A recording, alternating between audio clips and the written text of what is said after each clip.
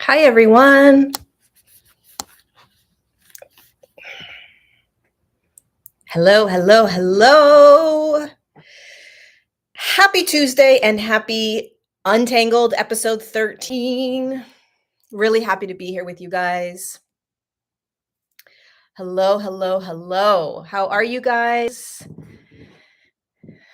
Brutal honesty. Woo! Let's go there. Let's do it. How are you guys doing? How are you feeling today?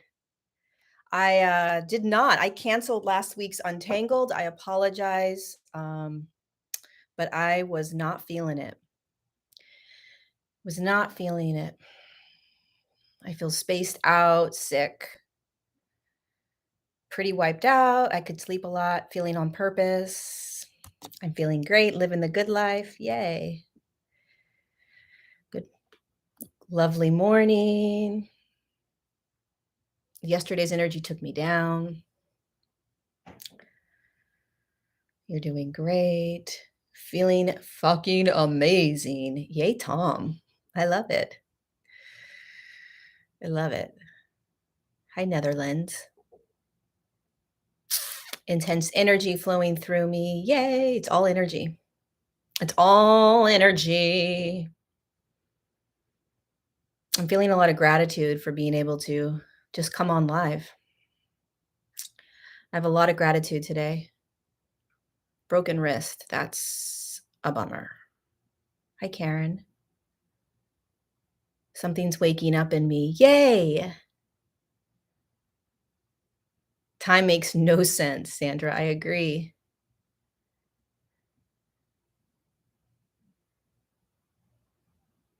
Good morning from Michigan and Italy. Just giving it a moment to let some people join.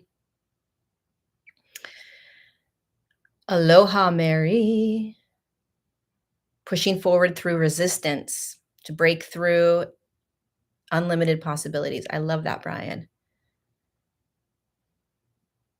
Lots of changes. Hi, Iowa. Hi, Encinitas. I am back in Florida. Let's start. I am back in Florida. Just got rid of 240 pounds by cutting cords with my ex. Holy cow, Deborah. Way to go. That's incredible. Hi, Wes. Hi, Tammy from Texas. Hi, Melissa. Yeah, Rodney and I went live last night on my Instagram. Rodney Lavoie Jr. If you guys missed it, go check out, if you have Instagram, it's on Instagram. The live that we did, we talked about a lot of different stuff. Hi, Jill. Rodney's birthday is September 3rd. September 3rd. It's a Virgo.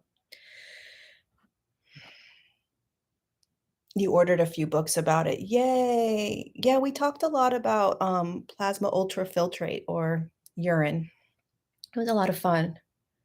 Glad you guys are here. All right, so let's start. I have no idea what I'm going to be talking about once again.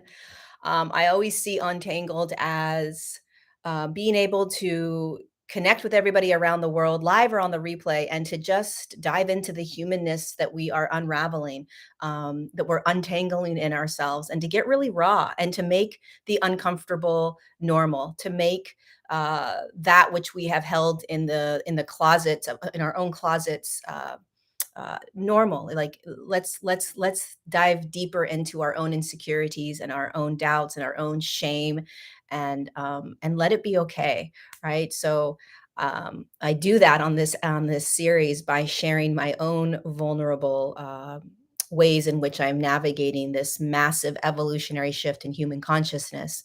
I mean, what humbles me to my core, and what brings me literally so much gratitude in my being, is that we're all doing this together. What is this that we're doing?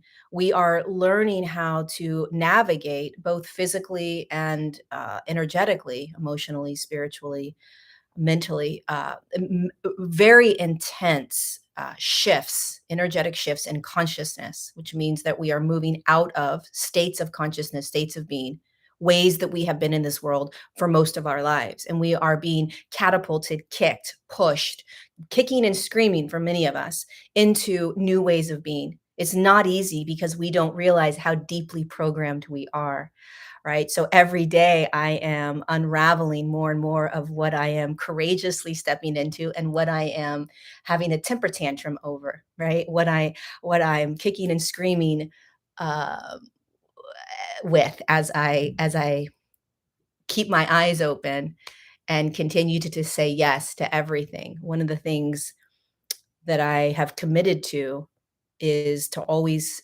say yes to whatever's showing up.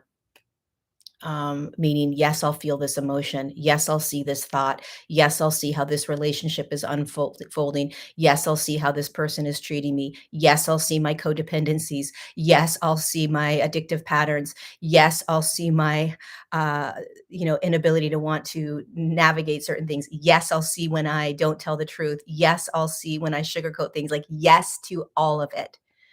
Um, I'm just constantly in a receptive state of yes, just show me, right? I'm never trying to push away whatever it is that's arising in front of me.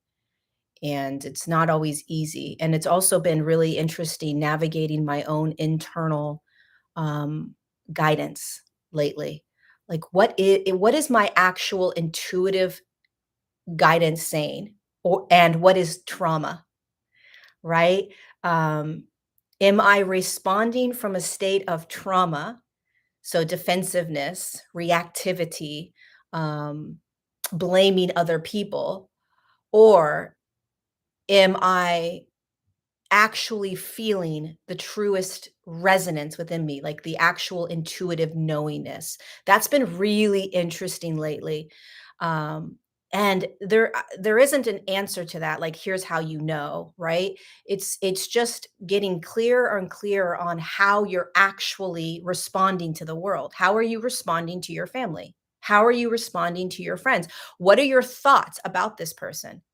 What are your thoughts when they do certain things, right? Like the more that we can get clear on how we are actually being in this world and not stay in a robotic state, the more we will be able to step into, in my opinion, more freedom, right? So we're deprogramming ourselves. We're stepping out of trauma bonds. We're stepping out of uh, shadow and the ways that we have been taught to be in this world. Sometimes there are these knee jerk reactions that I will have with people, and it's trauma. It's like, oh, this is what I've always experienced with people. And so I'm assuming that this person is going to be needing the same stuff from me. And it's like, wait, am I reading that person's energy? Or am I actually just feeling my own trauma? And really taking time to dissect this. I mean, you guys know I don't have anything going on in my life but this work. I don't have a kid. I don't have a partner right now. I don't have um, uh, um, an animal, right? So I can commit a lot to navigating this, but I think that's why I'm on the planet, right? Is to be able to have all the time in the world to do this. But get curious. Get curious when you are starting to, because our intuition and our resonance is turning on more and more. It's getting louder and louder and louder. And we are learning how it's almost like a one of those like a radar where it's like it's trying to like scan the se- this the scan the external world. So it's like and it clicks, it finds the location. Oh, you know what I'm thinking of is when a pilot, like a military pilot, has one of those like scanners, and it needs to grab the actual plane that it's gonna nuke, right? Totally not a positive analogy, but so it's like dunk, got it, got the craft, got the ship, the airline or the plane, right? And then it locks into that airplane. That's what it's like trying to navigate intuition and resonance. So you're scanning the field, you're scanning the external world, and you're like, okay, when I tap into this energy, when I tap into this person, when I tap into this experience, is what I'm feeling an actual expression of the energy between me and this person, or am I tapping into trauma? Am I tapping into so here's the difference, right? I'll try to explain this. It's so difficult because it's all energy and it's a feeling, right? It can be so challenging to try to describe how we are learning to navigate this from an energetic space because it's all feeling. So there's not like step 1, you do this. Step 2, you do that. It's very, very difficult to teach how to do this. But if you imagine there's a friend or a family member or a partner that's, for somebody that you're in a romantic relationship with, and if you imagine they're standing in front of you, or even not, because if you can read energy from, they don't even have to be in front of you, right? Um, so I can tap into an energy of a friend from just not even being in the same room. I can just like energetically from the quantum space tap into their energy, and then I can start playing in it, right? So I start playing in it. I dissect the energy between me and my friend, and it's the strangest thing. Do you guys have the? Can you guys do this? Where you're like, imagine, so I'm in Florida right now and I have a friend, like, let's say in Texas, right? And so I'm tapping into that friend's energy and I'm like almost dissecting the energy. But anywho, what you want to start to pay attention to is when you are in a back and forth with somebody, conversation, a text, an email, whatever it is, right? You're at dinner with somebody or you're laying in bed with them. You want to pay attention to what you are internally feeling, okay? So, like internal knee jerk reaction, a knee jerk reaction to say this, a knee jerk reaction to think this, a knee jerk reaction to react or respond a certain way. If the way you will know that it could be based in trauma or shadow is that you've done it many times. You've thought it many times. You've believed it many times. You've responded in this way many times, right? So it's a knee jerk reaction. This is just what you do. This is just what you say. This is how you. It's internal. It's an internal sort of experience. That's more of a trauma shadow response, but you got to get clear on this. When you start tapping deeper into just the energies of what's going on between you and the individual, you have to peel yourself. I hope this makes sense. You have to peel yourself energetically away from the being strapped to your trauma, being strapped to the knee jerk reaction, being strapped to, oh, this is how they always say this. And I always have to defend myself. I always have to hold firm boundaries. There's nothing wrong with holding firm boundaries, but many times when we hold firm boundaries, we're in a victim mentality. Somebody's doing something to us, right? I have to protect myself from this individual. We just want to pay attention to that. So, when you're tapping more into the energy or the resonance, right, of what's actually happening, you're looking out. Okay? So your focus is outward. It's really weird. Even though it's an internal knowingness. It's like the lens becomes neutral. That's the best way that I can describe it. So when you are having a does this make sense? When you are having a dialogue with somebody and your focus is internal, that's great because at least you're able to look at how you react and respond. You're looking at the thoughts that you're having about that person, the thoughts that you're having about you. You're looking at the reactivity that you may have, right? Oh my God, here we go again. This is what we always do. You're looking at that. So that's good. You want to have the internal focus. But the key is to start to have this external focus where you are playing in trying to tap into the energies between you and the person, which is outside of you. It's external. It's like you have these tentacles, okay? And you're starting to play in what you are feeling between you and the individual. Does this make any sense? So I don't know why I'm bringing this up. It's definitely something that I have been dissecting more and more as of late. What is actually my trauma and my triggers, and what is the true expression of me and this individual? Because many times we will create scenarios with people, with friends and family members and strangers, that we believe is intuitive resonance, and it's actually trauma. So it's important for us to start to learn to navigate this energetic world from this lens of, okay, there's an internal focus always. There's always an internal focus, but you've got to also start to hold this external focus as well, right? The what is actually this, there's it's like a neutral lens. And then what happens is you always are having compassion for yourself, okay? So it's not like, "Oh my god, I can't believe that I'm responding from trauma." It's like, "Of course you're responding from trauma. Welcome to the human experience. We are full of freaking trauma. It's there's so much trauma. You can't get away from trauma. Let's devour and know that there's trauma in our bodies, and we're going to have trauma responses, and welcome." But so you don't want to beat yourself up, but you want to pay attention to what are the stories that you're telling yourself with this individual?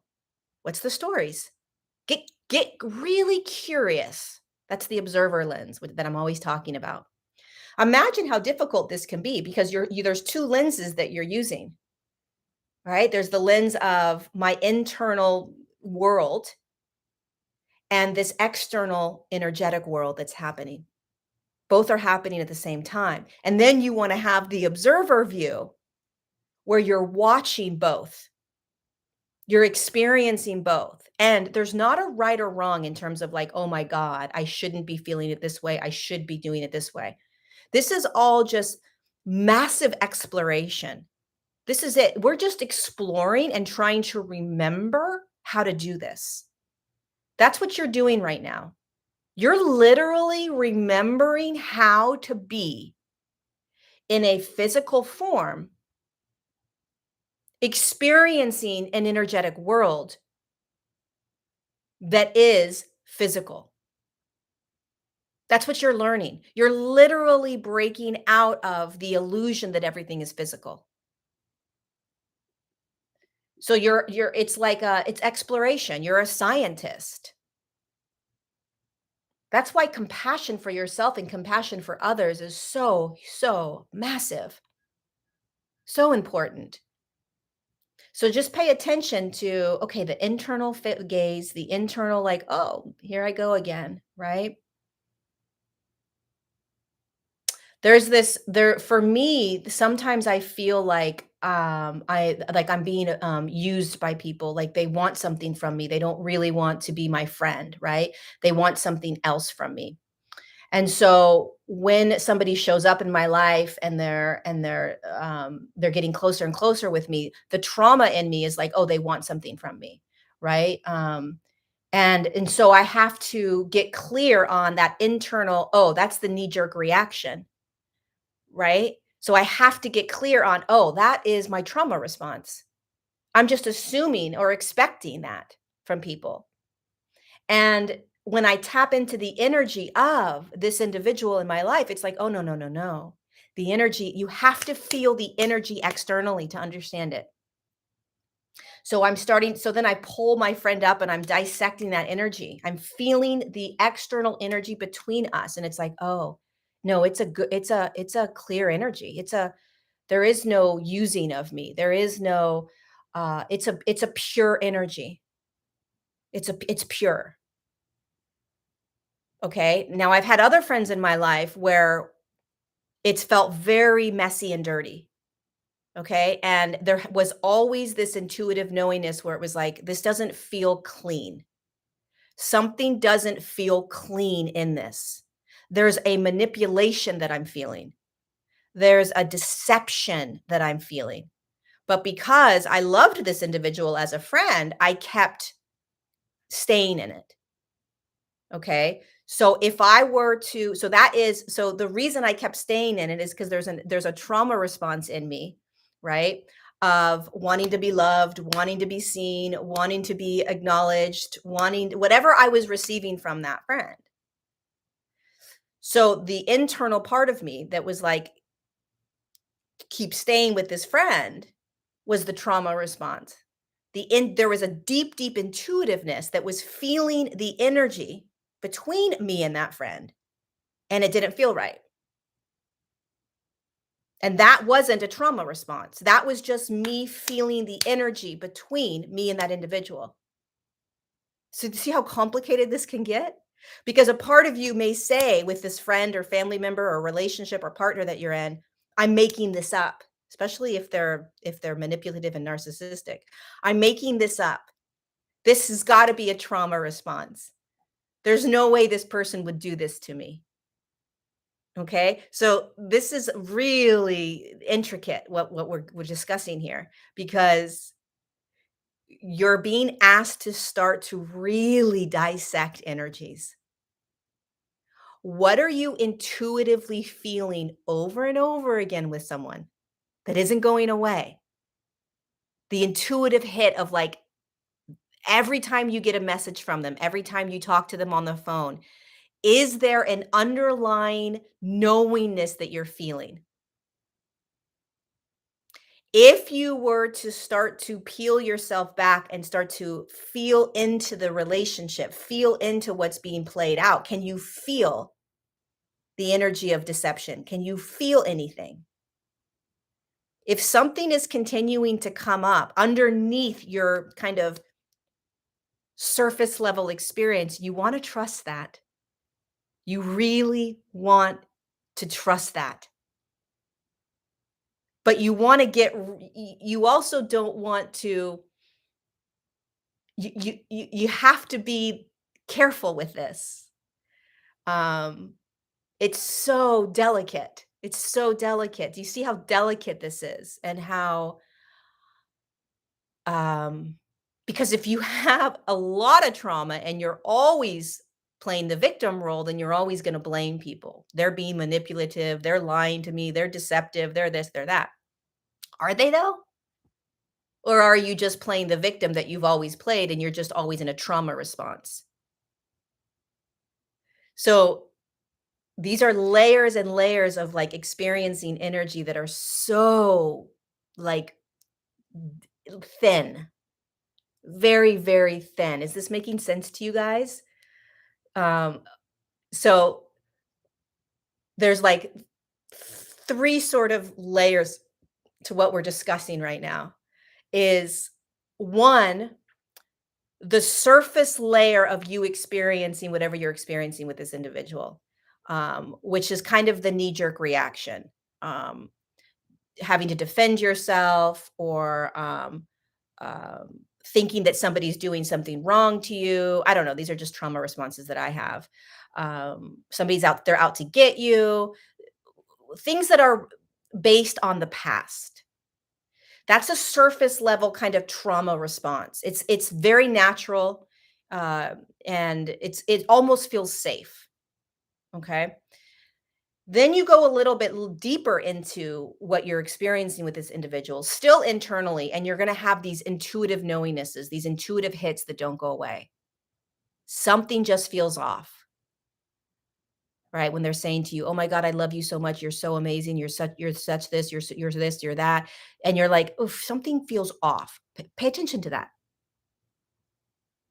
If your partner is telling you all of these things and you're like, something feels off, pay attention, and especially if it doesn't go away. If you're having conversations with your parents over and over and over again, and you're always feeling like there's some sort of manipulative energy, pay attention to that. That's a deeper layer of what's going on internally with you.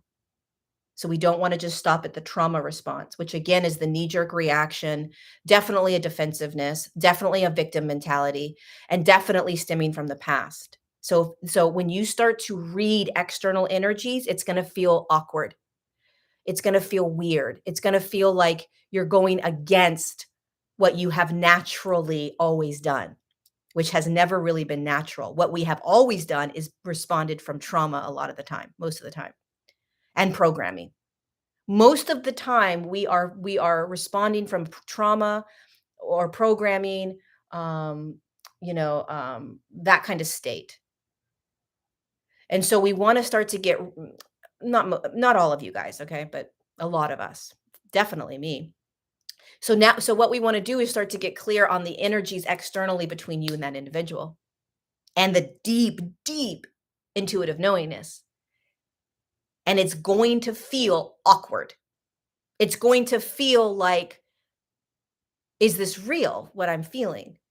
Right? Not all the time, because with one of my friends, it's like when I tap into the energy between me and my friend, it's like, oh my God, it feels so clear. With another friend, it's like, oh, something feels off. Something feels manipulative. Something doesn't feel right.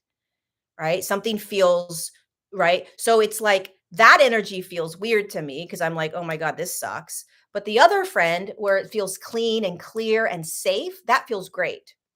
So the external energies that you're feeling into, it's going to feel new because it's pulling you out of trauma response. It's pulling you out of programming. So both feel new. One feels uncomfortable, but it's real, and one feels really comfortable and it's real. And they're both outside of me. It's me dissecting the energies between me and my friends, right? And then going in and seeing, how do I want to internally respond? What are my trauma responses, right? I want to take care of people. I want to pretend that's not actually happening. I want to be liked. I want to have friends. I want to pretend that, there isn't deception in the world. I want to pretend that there isn't manipulation in the world. I want to pretend right? So it's like, can I just can I just pretend this isn't happening? Can I just shut it down? Sure, Lorie, you could do that. Go ahead.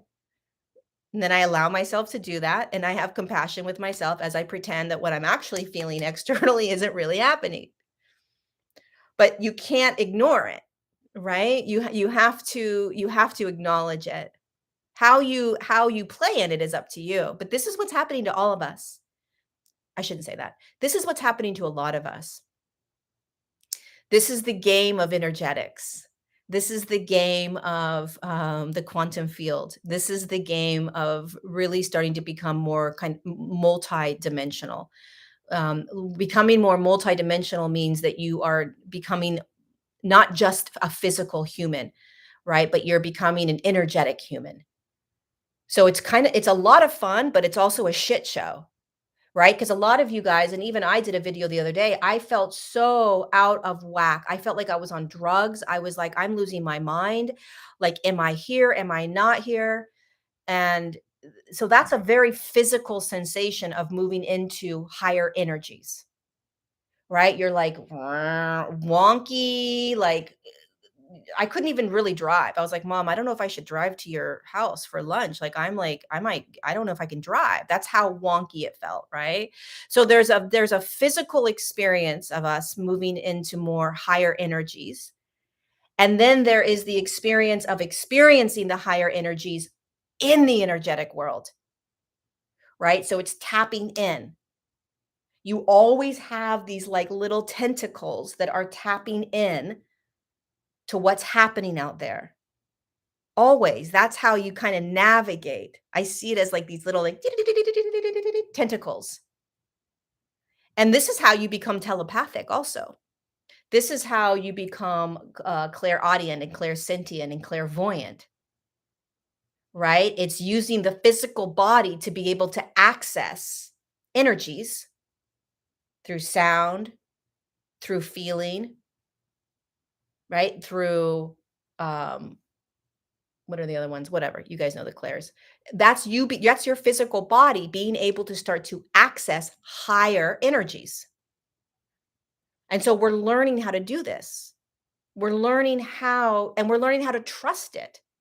Do you know how challenging it is? It's very challenging for me, and I study this 24/7. I am studying myself all day long. And studying the world and what the world's going through. But you know how difficult it is to be in a physical, dense reality like this, where everything's physical. So the only thing that we think is real is physical. And to start to have to actually trust more than the physical, the energetic. Because what's actually more true than the physical is the energy. The energy is more true than the actual physicality of what you're seeing. That's the problem with science, is that science is it proves physicality. It doesn't necessarily prove energetics. How do you prove energies? I mean, there are lots of science that's starting to do that, right? But we want physical proof of things, whether it's words coming out of somebody's mouth, whether it's a behavior, right? Whether it's an actual reaction or response from somebody, we want physical proof that what we are intuitively feeling is correct. And we have to start to not need that. You have to start to trust yourself more than ever before.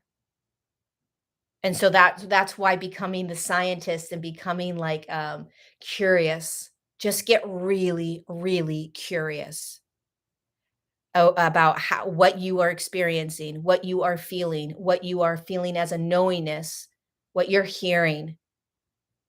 What are you hearing throughout your day? Right? Like last night I was sitting on the balcony. I'm in Florida right now, and I was like, it's such a for me, it's still difficult at times to trust the guidance that I hear internally and externally from my guides. So there's internal guidance that I receive and external guidance. It doesn't matter where it's coming from, just guidance, okay? Guidance that is energetic. It's still hard to trust. And I have all the time in the world to sit quietly and to tap in and to listen, right? And I was thinking like, how do I do this? How have I been listening to guidance, internal guidance?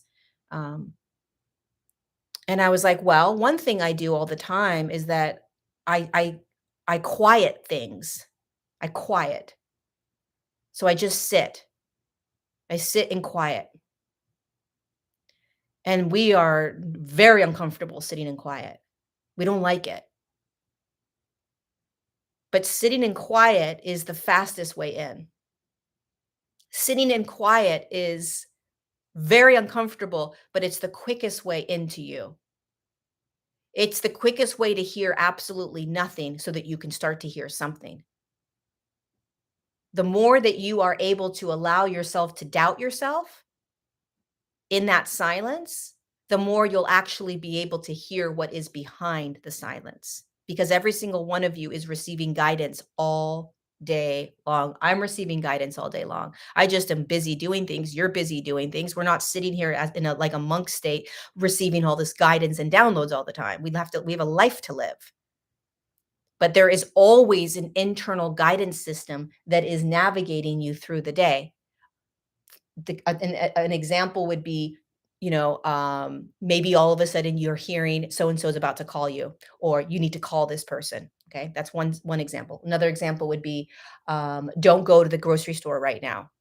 We need you to stay at home and play with your child. Right, random internal guidance. Another one would be you walk into a cafe, cafe shop, right?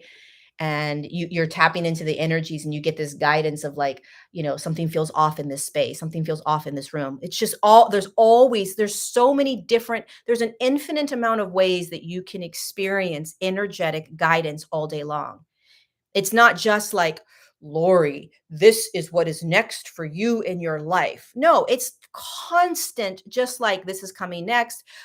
Pay attention to this. Have you thought about this? And it's not thoughts. So for me, thoughts are more of like repetitive loops. Okay. Like, and thoughts are always in the past or in the future, most of the time. The intuitive guidance is just a hit. It just pops out of nowhere. Boom, here it is. And then it's gone. It doesn't necessarily loop. It may come back and then come back and then come back, but it doesn't stay and loop. It's like it comes and then it's gone. And then it comes and then it's gone.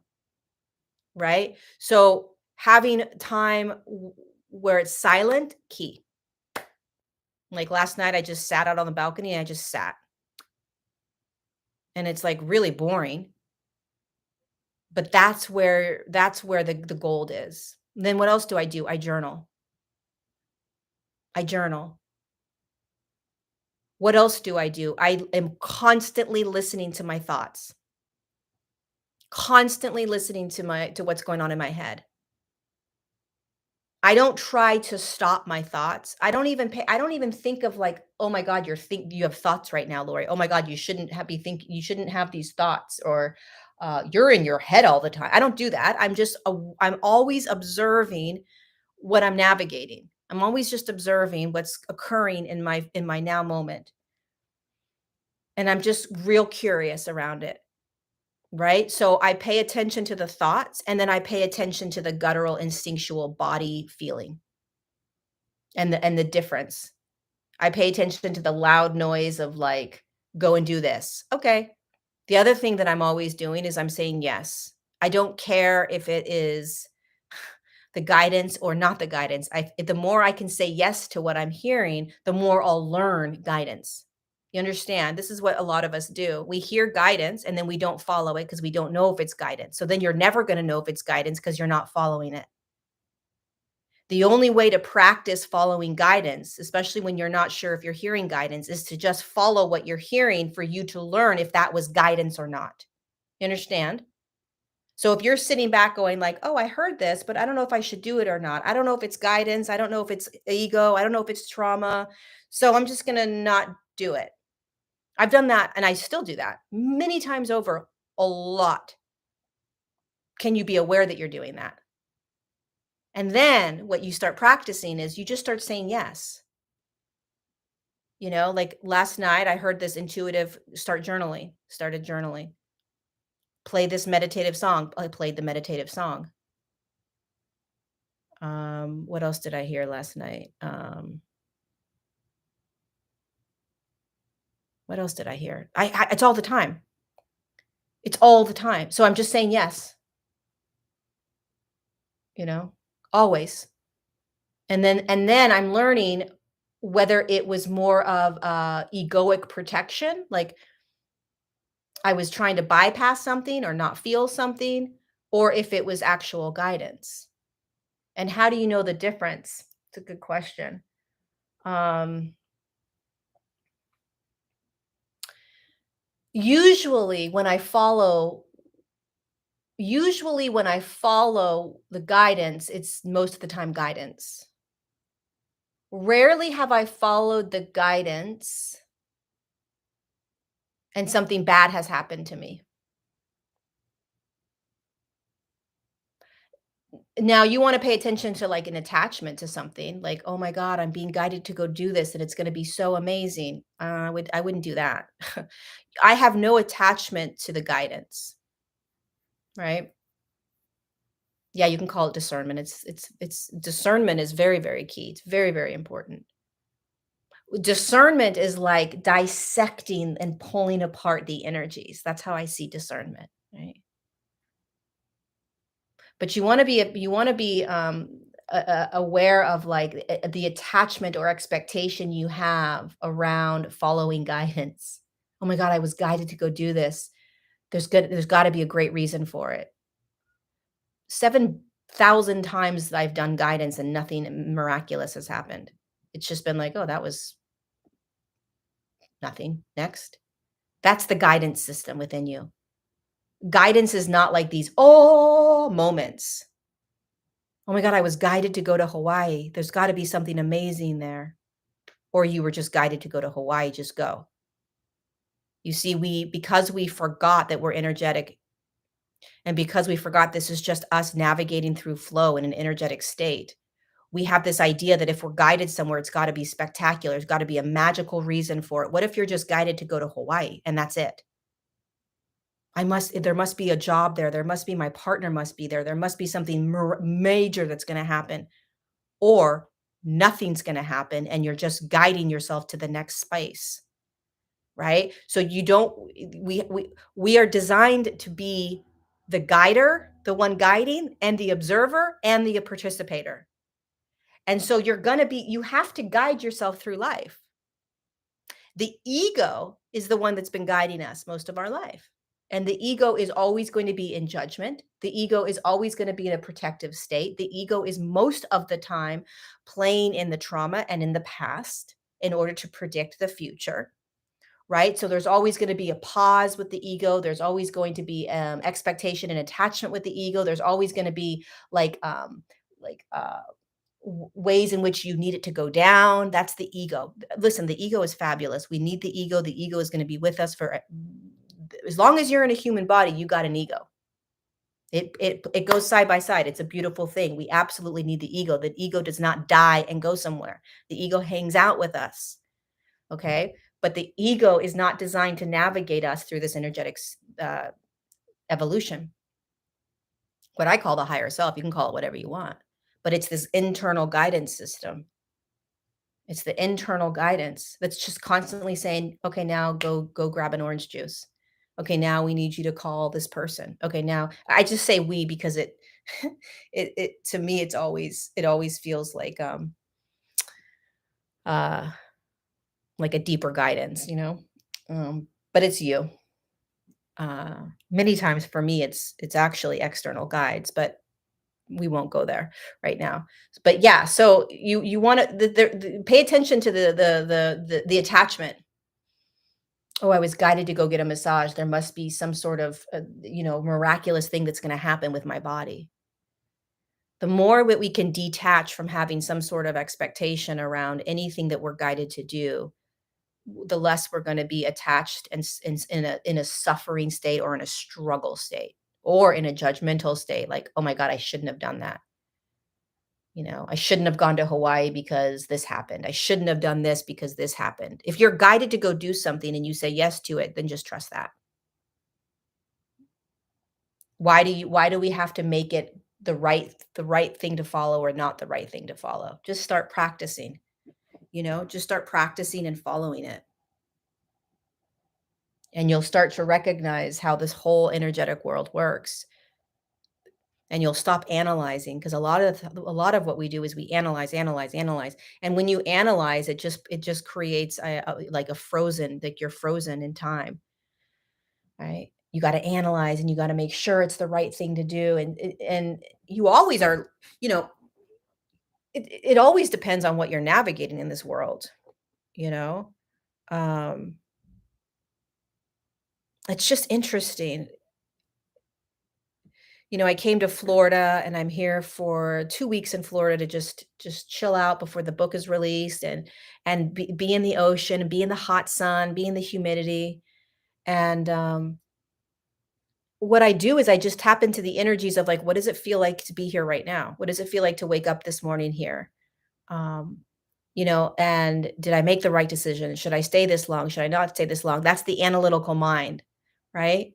And then it's like, Lori, if you just get present with right here, right now, and look where you are, just be in that. Just be in that state. Just be in that space. Where are you? What does it feel like right here, right now? Not did I make the right decision? Did I make the wrong decision? What if this happens? What if that happens? Like, start to dissolve all of that by trying to get as present as you can in your moment right here, right now, right? Stop trying to figure out if it was the right thing to do or the wrong thing to do. Because the more that you try to do that, you're not trusting in what you're in. And the more that you can trust what you're in without a judgment, the more you will be able to read what you're in its truest expression. And you'll know what to do. A lot of times, the reason we don't know what to do and we get confused is because we're analyzing it so much. We're thinking of past things that have happened. We're thinking of what's going to happen in the future with whatever we're in. And so we're pulling ourselves, literally, energetically pulling ourselves outside of the present moment, which is the only place where you can actually feel the decision. And so the way that you actually just get present in order to feel the decision is you stop thinking about the decision. You stop trying to find the decision. So when you stop trying to find the decision, you find yourself in the decision. It's very, very difficult. I analyze like no one's business. I'm a very good analyzer. And I literally drive myself and my friends and my family nuts with my analyzation. Should I go? Should I not go? Should I stay? Should I not stay? Should I do this? Should I not do this? Over and over and over on for so many things, especially when I'm traveling.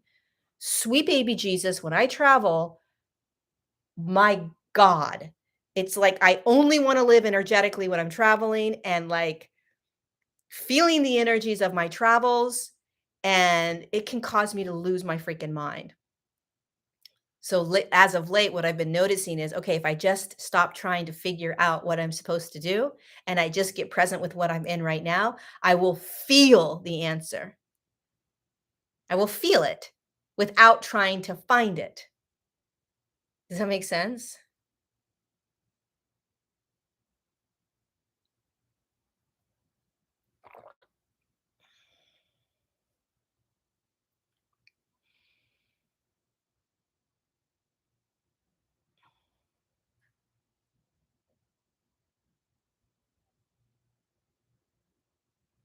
Staying present is really hard at times.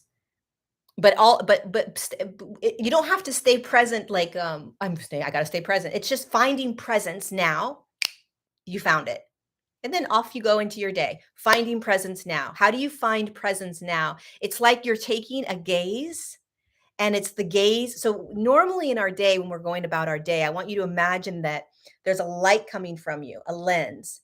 And when you're just going about your day, the lens can be very wide. And so you're taking all of this in, you're thinking about all these different things, you're busy, you're distracted. So the lens has opened. There's a wide lens, like a camera.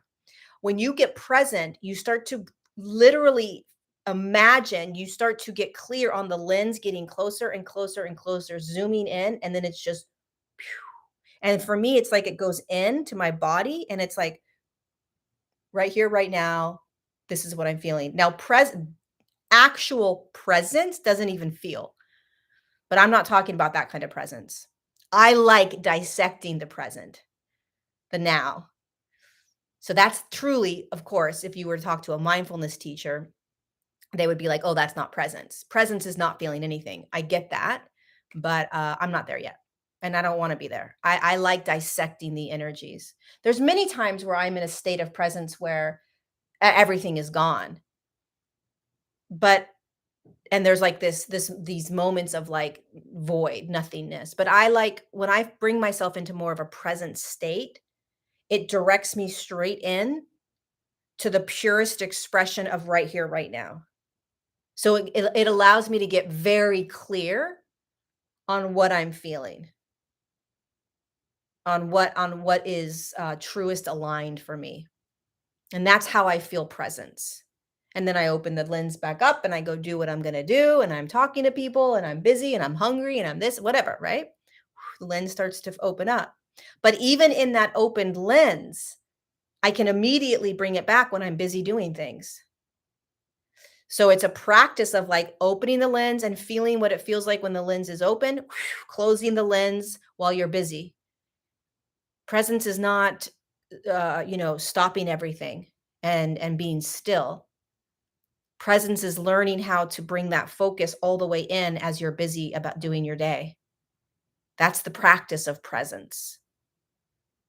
So it's like you're busy, you're taking your kids to school, or you're doing all these different emails, and in that moment of being busy, your awareness is my lens way out here with all these thoughts and all these things, or is my awareness right here, right now? And it's just a practice. Practice. Right? The lens is wide open. Bring the lens in, doom. Does that make sense? I love dissecting the present moment. Fuck, I mean, I don't wanna be a Zen master. I don't wanna be a I don't even meditate, I'm not a big meditator. I like to dissect energies. I'd like to be the scientist. So I can feel when I'm in a expanded, like the lens is wide open and I'm busy doing things, and I can feel when I'm like, phew, and I practice it so often that I can immediately pull myself into presence, no matter where I am. how chaotic the situation is, boom, I can pull myself into presence. And the power about being able to do that is that you don't get sideswiped when you're in something that's very chaotic, when you're in something that's very stressful. That's why practicing presence is so powerful, right? I could be in a car with 6 different people and they're all having this annoying conversation. The music is super loud and it's like, get present. And presence just drops me into silent. Presence just drops me into like calm, peace, right here, right now, right? So one of the ways that you can practice kind of pulling that lens is just finding your breath. You're busy doing emails, your kids are running around screaming, your husband or wife is asking you for all these things, and it's like presence. Lens comes, direction in, and I just breathe. Fastest way to presence. Forget about dissecting the energies. You can dissect the energies later. Just start learning how to be present. Breath, breath, breath. Where am I? Where's my body? Where's my chest? Where's my belly? Oh. And then off you go again, getting pulled back out, right? The lens gets pulled wide again. You got all these things that you need to do, all these stresses in the world, all these things happening. The lens is stretching. And then breath. And then it becomes very natural. You don't even need to find your breath. This is essential. This is as an essential tool that we have to start practicing more and more and more because it allows us to navigate the chaos that we are in and the chaos that we will continue to be in as this entire planet evolves. And we have to watch systems collapse and we have to watch evil unravel. We have to watch dark things happen, right? Because everything's got to dissolve in front of us. Everything has to erupt so that we can see what we have been involved in. You cannot shift out of anything that you cannot see that you are in. You can't. You have to see it. So I'm not saying that each individual human has to actually tap into and be in that dark system. I'm saying that every single human is going to see these dark systems. Corruption, manipulation, mind control, coercion, greed, horrific things that are happening on the planet. Every single human is going to have to, I mean, not every, and I'm sure there's tons of communities where they don't have any access to anything, so they'll never see it perhaps. But most of the planet is going to have to see what is here. Doesn't mean that they have to play in it, doesn't mean they have to do anything with it, doesn't mean they have to fight against it, doesn't mean they have to stand up against it. We all have different roles. We all are playing different roles here. Many of us are going to start creating communities where we are never going to have to be involved in this, but you will see it. You will see more child sex trafficking. You will see the elites doing the horrific things that they're doing. You will start to see more of the mind control and the manipulation. You will start to see more corruption. You will start to see the most horrific things that have been going on in the planet for thousands of years. So how are you going to get present to get through it? How are you going to keep peace and calm while you go through this? And it's happening in your own life as well, perhaps. Right? Perhaps you're going through your own internal tornadoes. How do you go through that? Through some sort of sense of calm. You find presence, right? You find breath. You remember what you're doing on the planet. You remember that you're energetic and not just this physical thing. You remember that this is a massive evolutionary shift in consciousness on an entire planet with 7 billion humans, probably less now because many of them have been killed, but still, like, this is what we're going through. Can you keep that awareness? Keep the bigger picture of what you're doing here, of how huge this is, of how like holy, like we don't even realize what we're going through. If we realized and remembered what we were actually currently physically and energetically going through, we would literally be giving ourselves parties every morning when we woke up. Literally, like, it'd be like you wake up in the morning, your alarm goes off, and you sit up, and there's a big party and celebration that you're on the planet. You made it another day. Like, "Yes, go get this day." And you're like, "I can barely function." And you're like and you got this party around you of like, "But you're doing it." There's birthday cakes and balloons and, like, like, there's this whole crowd of, like, celebration. And you're like, "Yeah, I'm going through a divorce. I have no money. My kids are sick or this, and all these things are happening." And I get that. That's why you deserve even more of a party. In fact, if you are in a real tough situation, you deserve a party all day long, following you around like a parade. If you're really having a go at it, my God, I hope you can feel the parade around behind you, following you, cheering you on. Truly. This is no joke. I say this all the time. This is no joke what we are in right now. For some of us, we're smooth sailing. For some of us, we are in abundance and peace and joy and love and free, and we are rocking it.